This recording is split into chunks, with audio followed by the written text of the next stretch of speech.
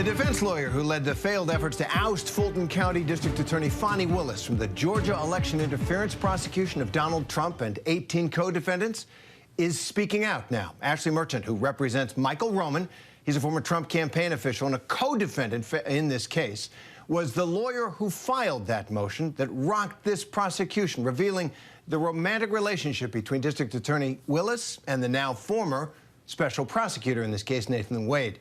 That motion to disqualify Willis from the case was denied by Judge Scott McAfee, but he nevertheless excoriated Fani Willis for how she handled the hiring of Wade and how she testified on the stand, saying, quote, an odor of mendacity clung to this case. Ashley Merchant joins us now. Thanks for being with us. So Judge McAfee, you bet. So Judge McAfee recently said you and the other co-defendants in this case can now appeal his decision to deny your motion to disqualify Fani Willis. Will you? What will you ask for?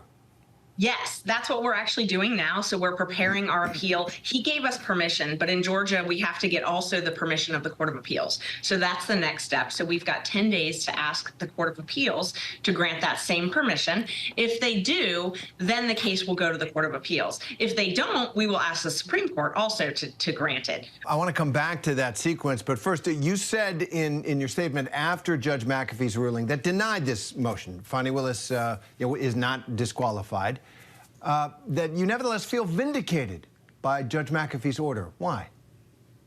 You know, there was a lot of tension filing this motion. It was difficult, and I was called a lot of different things, a liar, different motivations in filing it, everything other than just doing my job. And I knew I was just doing my job, so I was very happy that Judge McAfee saw the things that I saw the indecent ways that certain folks responded, and just the obstruction. Everyone was trying to obstruct us from getting evidence. They filed a ton of motions to quash subpoenas, called me a liar repeatedly, tried to not even get this motion heard. So I felt very vindicated with his statements that this was something more than just lies or had any improper motives, anything like that.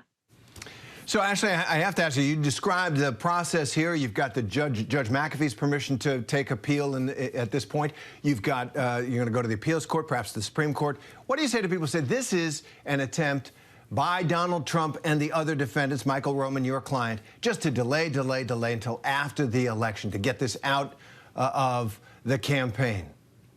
And I've heard that a lot. I've heard that as a criticism, but the best way to avoid delay would be for Ms. Willis to step aside. She could have stepped aside originally. She could still step aside. If she chose to do that, there would be no delay because we wouldn't be able to appeal. So she could choose to step aside and this case could move forward.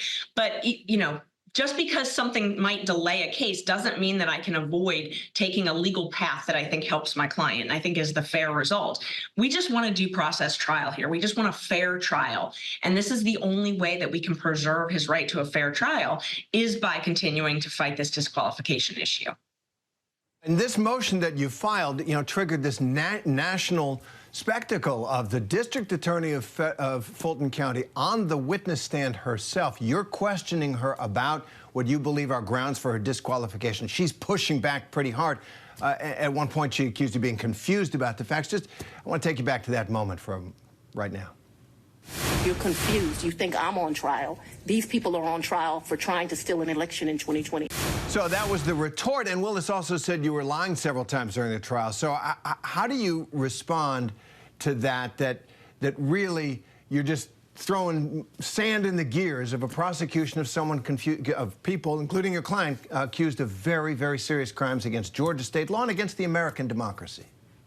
It's actually a really easy answer because 99% of what we alleged was not in dispute. So all of the facts that I alleged back in January, they did not dispute, probably 99% of them. The only facts that ever were in dispute were really when the relationship started. So, by filing this motion, there were a lot of things that were not known, but later were actually agreed to by the state. And so, all these things that said, oh, you're a liar, 99% of them were proven. And the other 1% that are in dispute are things like when the relationship started. And we believe that we proved that the district attorney was not telling the truth and that the special prosecutor was not telling the truth when they said that it started after she hired him. But that's really the only thing that's in dispute at this point. So, the statements that I'm lying and all of that that really, I think that was proven to be wrong.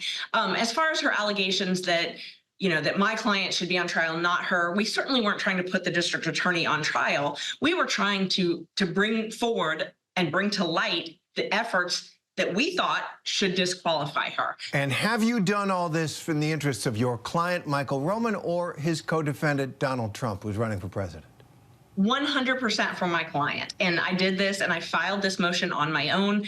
I, did all the investigation, only talked to my client about it. My client knew about the motion. Obviously, he approved it before I filed it, but this was not some type of a colluded effort between other co-defendants or anything like that. And you can see that. That's evident because if you look at the hearings that happened within the week after I filed my motion, Donald Trump's lawyer wasn't even sure if they were going to join it at that point. So it's clear that they hadn't even made that decision yet, whether or not they were going to join it. They wanted to do their own investigation. So I think it's very obvious that we were on an island at the beginning and we were the only ones pursuing this. And then other people, once they saw all the merits to our argument and saw all of the investigative efforts and knew what really happened, then they joined on, and they were wonderful to do that, but they didn't do that at the beginning. And so I think that answers your question as far as if we were filing it for someone else's benefit.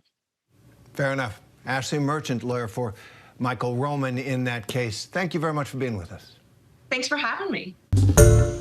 Hi, everyone. George Stephanopoulos here. Thanks for checking out the ABC News YouTube channel. If you'd like to get more videos, show highlights, and watch live event coverage, click on the right over here to subscribe to our channel. And don't forget to download the ABC News app for breaking news alerts. Thanks for watching.